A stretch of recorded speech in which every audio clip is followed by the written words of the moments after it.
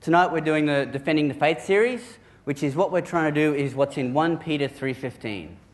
And that's always being ready to give a reason for the hope that lies within us, but to do it with gentleness and respect. By all accounts, Jesus is famous.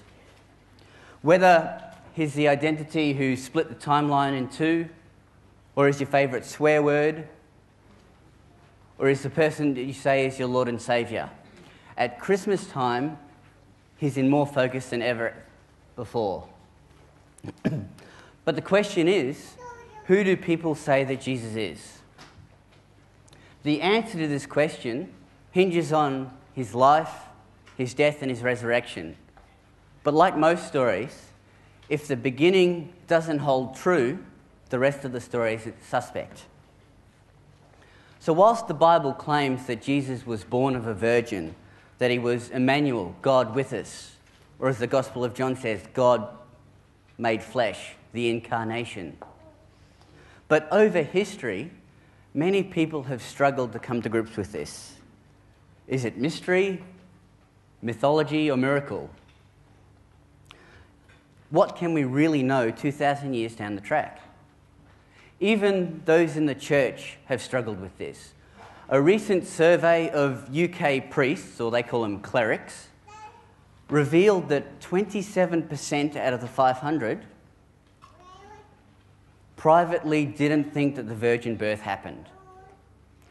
These views are summed up quite well by Bishop Shelby Spong, who said this. He said, "The story hasn't worked since 1724. When we discovered that women have an egg cell. So Jesus is half God and half man, not fully God and fully man, as the early church tried to say. And if God is really a biological father, then Jesus can't really be human." But think about it for a second. Miracles, all miracles, and in particular the virgin birth, shouldn't be a logical problem. Consider the fact that if there's a God who created the universe, every sun, every planet, all kinds of animals, and every person, consider that God.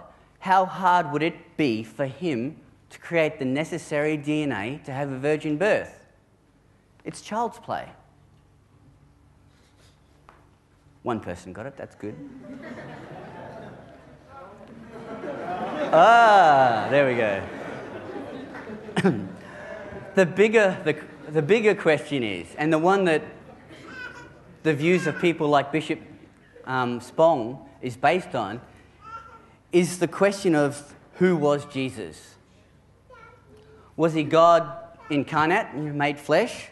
Or was he just a good man?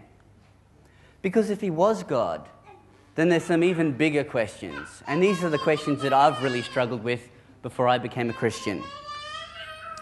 Is why would God, the creator of the universe, the person who's able to do everything that's possible to do, why would he bother coming to earth for someone like us, or for someone like me?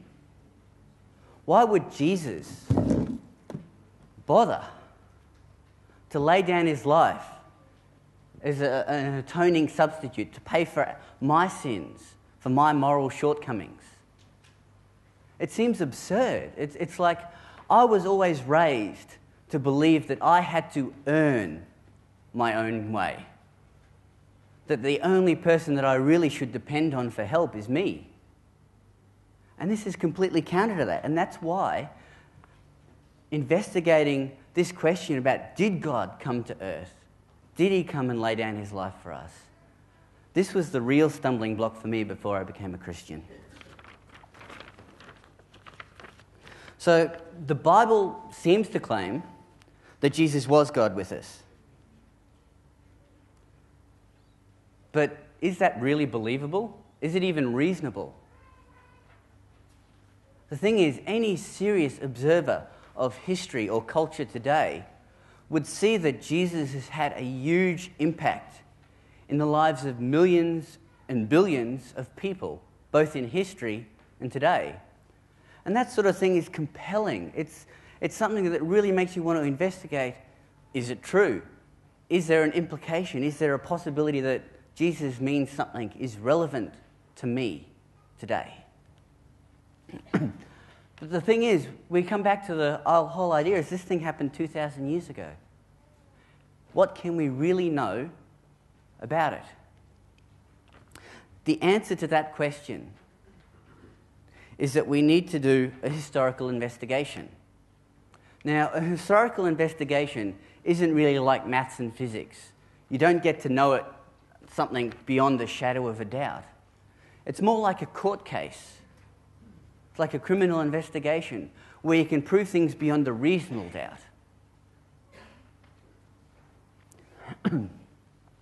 Now, in both court cases and in historical investigations, you generally appeal to a number of lines of evidence. Tonight, we're going to look at 4. Those 4 are, first is the eyewitness testimony. People who were there or who interviewed people who were there. We're going to look at the scientific evidence. And that's the physical evidence from the scene to either lends credibility to the witnesses or shows that they didn't know what they were talking about. The third line of evidence is the profile evidence. And this is kind of like a police sketch. It's like you've got a sketch of what the person should be like. And when you find the match for that, you know that you got the right person. The fourth line of evidence, that's the fingerprint evidence. And that's the evidence that actually points to a unique individual. It's something that you don't get faked. It's once you have that fingerprint evidence, you know for sure that you've got the right guy.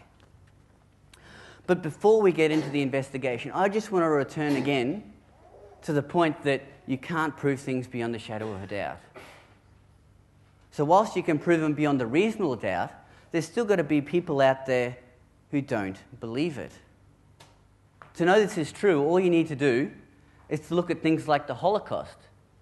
Did you know there is a conference going in the last month in Iran from lots of different scholars from around the world who are there to talk about how the Nazi Holocaust didn't happen? That's going on. Or something a little less controversial or people think would be important is the moon landings. There are still people out there today who doubt that Neil Armstrong walked on the moon. What's going on? Surely they can know that beyond a shadow of a doubt. But they can't because it's a historical incident. You can't investigate it with maths or physics. Now, what happens when you come to investigate something like who Jesus was? There's people out there who desperately do not want it to be true. It's not based on the facts for them. It's based on what they desire. Because if it is true, then there are huge implications to how we should live our lives. So that's just something to take into consideration when you listen to it. Because what we're asking you tonight is, as we look into this, that you try and separate the hard evidence from the tradition and from what people, hope is true. So tonight, we're just going to pass over to Dan Patterson, who's going to come up with the first line of evidence.